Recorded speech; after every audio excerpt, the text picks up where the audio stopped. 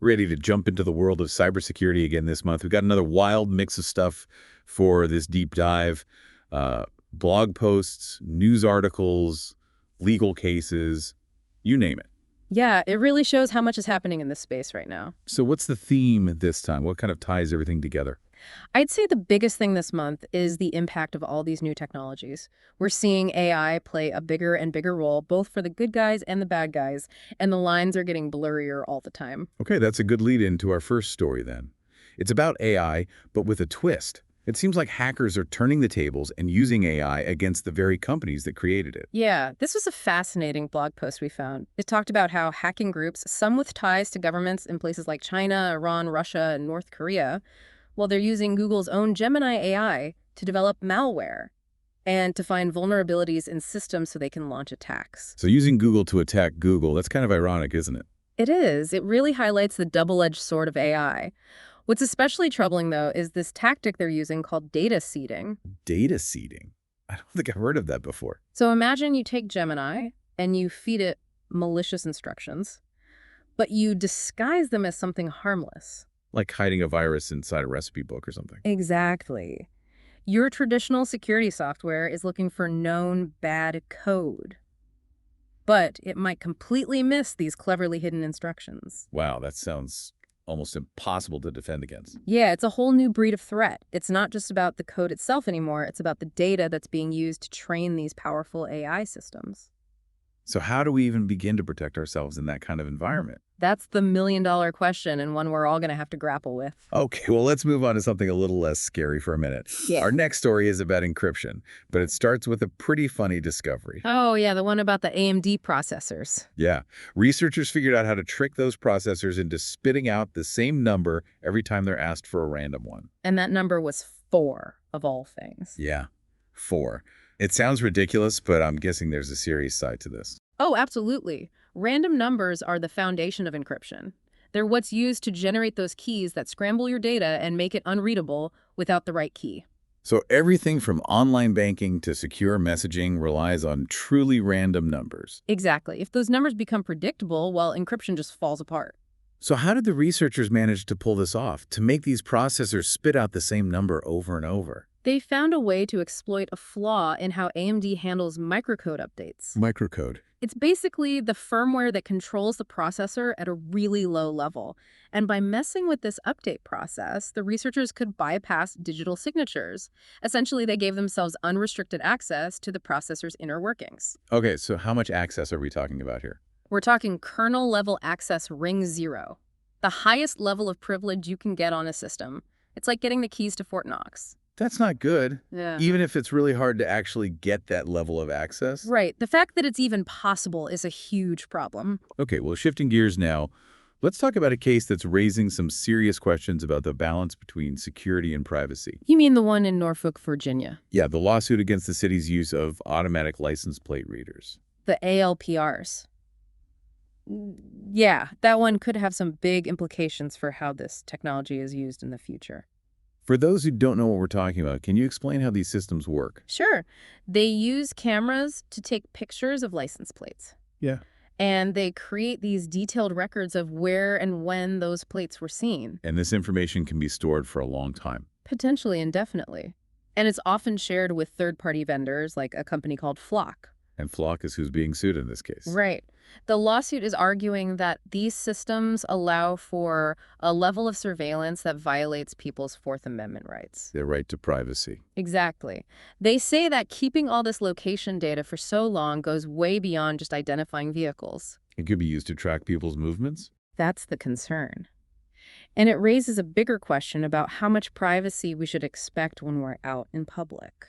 Do we have a right to privacy when it comes to our license plates, or is it fair game to track and store all that information? It's a tough question, and it gets even more complicated when you consider that companies like Flock don't just work with law enforcement. They work with other organizations, too. Yeah, they also partner with homeowners associations, those HOAs. So it's not just about police surveillance, then? Right. It's expanding into other areas of our lives. That's definitely something to think about. It seems like this technology is creating a whole bunch of legal and ethical challenges.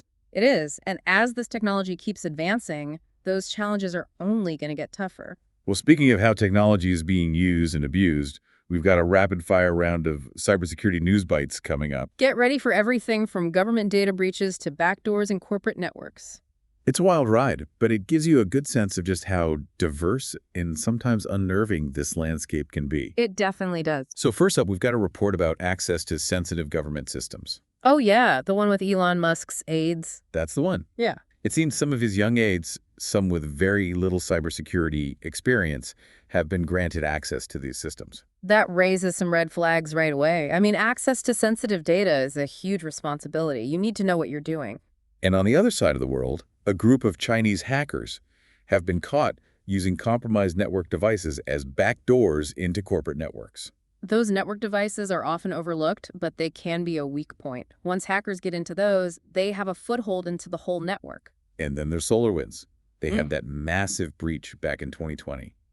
And now they've been acquired by a private equity firm. That always makes you wonder about cybersecurity. When companies merge or get acquired, they need to make sure their systems and security practices are integrated properly. And sometimes cost-cutting measures can end up compromising security. Yeah, that's a valid concern. You know, keeping your systems safe is super important as businesses rely more and more on digital systems, and that's where turnkey cybersecurity can really help. Yeah, we're here to help small businesses just like yours make sure they're safe and sound in this crazy world of cybersecurity. And we offer a whole suite of services specifically tailored for you. So that's ensuring CMMC compliance and doing penetration testing. We also run vulnerability scans, and we can help you develop a comprehensive risk assessment. And it doesn't stop there, right? No, it doesn't. We handle incident response, should the unfortunate happen, and we guide you through migrations like GCC. We just want to make sure your transitions are smooth and that you're secure. It's all about peace of mind, right? You focus on what you do best, running your business, and we'll make sure that your digital world is safe and sound. And across the pond in the UK, privacy advocates are worried about reports that the Home Office has ordered Apple to create a backdoor into their devices so the government could access user data. That's a huge deal. If Apple is forced to do that, it could set a dangerous precedent for encryption and privacy worldwide. Yeah, it would undermine the whole idea of secure communications. And those are just a few of the stories we've got for you today. We've got more coming up, from car hacks to potential sabotage of undersea cables, and even a new Android feature that could help stop phone theft. Stay tuned. It's going to get even more interesting. All right, you ready for some more news bites? Hit me with them.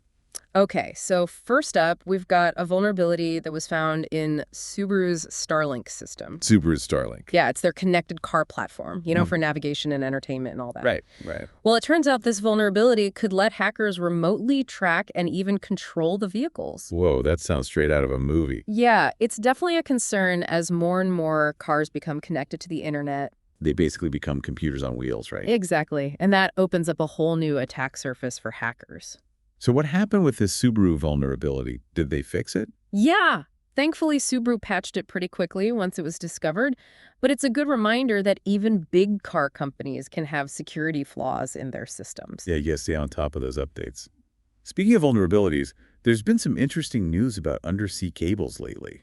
Oh, yeah. What was it? Finland seized a tanker after some cables were damaged in their waters? Right, and then Sweden did the same thing. They seized a ship that had cut a cable between Sweden and Latvia. It makes you wonder if it's just a coincidence or something more deliberate. Yeah, like sabotage. Those cables are pretty important for global communications. Absolutely. If someone is intentionally targeting them, that could have some serious consequences. Okay, well, let's move on to something a little more positive. There's a new feature in Android that could help prevent phone theft. Oh, yeah. The one that locks your phone if it senses a sudden jolt. That's the one. Yeah. It's a pretty clever idea. Yeah, it could definitely deter some thieves if they know the phone will lock itself as soon as they grab it. And now for something a little unsettling. Have you heard of this thing called Ghost GPT? Ghost GPT? Yeah, it's apparently a version of ChatGPT without any of the safety features.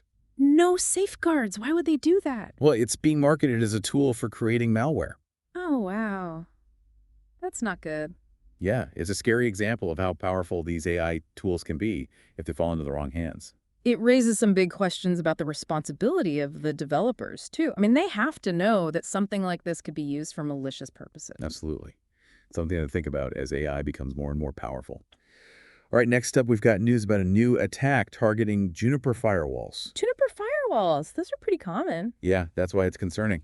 Apparently, hackers have figured out how to use a magic packet to activate a backdoor in these firewalls. My magic packet. Yeah, it's a special type of network packet that can be used to remotely wake up a computer. But in this case, it's being used to trigger a backdoor and give hackers access to the network. So it's basically bypassing the firewall's security. Exactly. It's another reminder that no system is perfect. And that attackers are always finding new ways to exploit vulnerabilities. And in the world of cryptocurrency exchange, Qcoin is leaving the U.S. market. Didn't they get hit with a huge fine? Yeah, $300 million for ignoring know your customer and anti-money laundering rules. That's a big penalty. It shows that regulators are starting to crack down on crypto businesses. Definitely. They're not going to let them operate outside the law. And it's not just crypto companies feeling the heat. States are also starting to take action against data brokers who aren't complying with privacy laws. Yeah, we're seeing more and more enforcement of those data broker laws, especially in states like Texas and California. It's good to see those laws actually being put into practice. Consumers need to have some control over how their data is being used. Absolutely. All right, some not-so-good news now. The Change Healthcare breach impacted a massive number of people. Change Healthcare, the healthcare technology company. The one and only. And their breach affected over half of the U.S. population. Wow, that's a lot of people. Yeah. It really shows the scale of these data breaches nowadays. It does. And it highlights the importance of strong security practices for any company that handles sensitive data. In other news, CenterPoint Energy finally admitted to a data breach that happened 2 years ago. 2 years ago. Why did it take them so long to disclose that? That's a good question.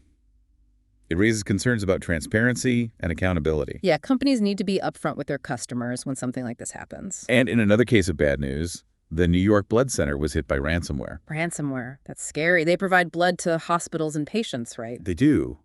And this attack disrupted their operations. This is why cybersecurity is so important for critical infrastructure.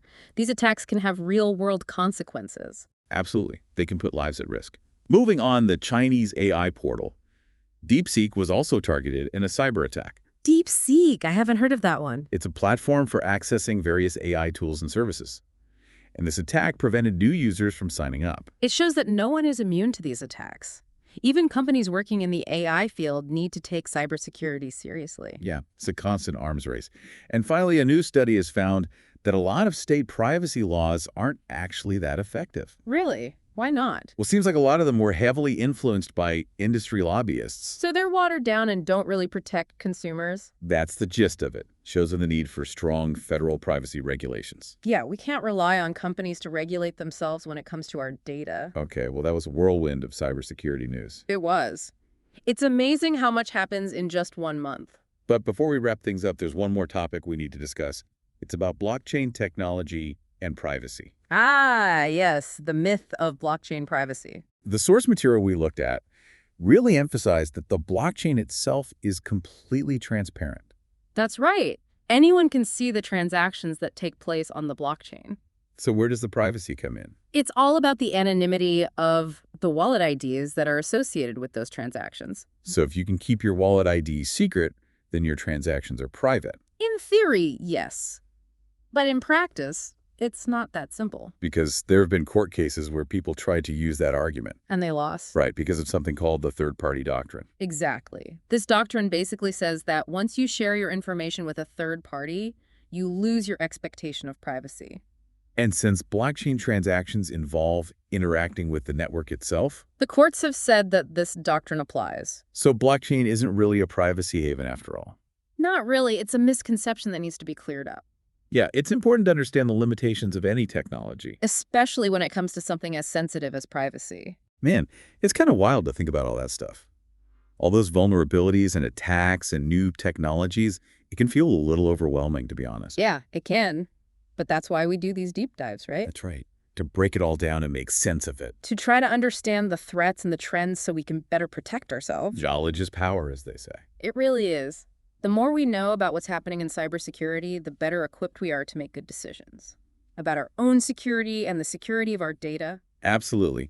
And one thing that's become clear this month is that the line between innovation and malicious exploitation is getting blurrier and blurrier. That's for sure. We're seeing AI used to create malware and to fight malware. We're seeing connected devices become targets for attacks. And we're even seeing the legal system struggling to keep up with all these rapid changes. So where do we go from here? How do we ensure that we have both progress and security in this digital age? That's the million-dollar question, isn't it? There's no easy answer. But I think it starts with education awareness and a willingness to adapt. We need to be proactive about cybersecurity. That means constantly learning, staying informed, and evolving our strategies as the threats evolve. It's a journey for sure. And for our listeners out there, I hope this deep dive has given you some valuable insights for that journey. Exactly. And remember, what we've discussed today is just a small slice of the cybersecurity world. There's so much more to explore, and we encourage you to check out the links to all our source material in the episode description. Yeah, take a look and dive deeper into these topics if you're interested. And that's it for this deep dive, folks. Thanks for joining us on this exploration of the ever-changing world of cybersecurity. We'll see you next time for another one. Until then, stay vigilant, stay curious, and stay safe out there.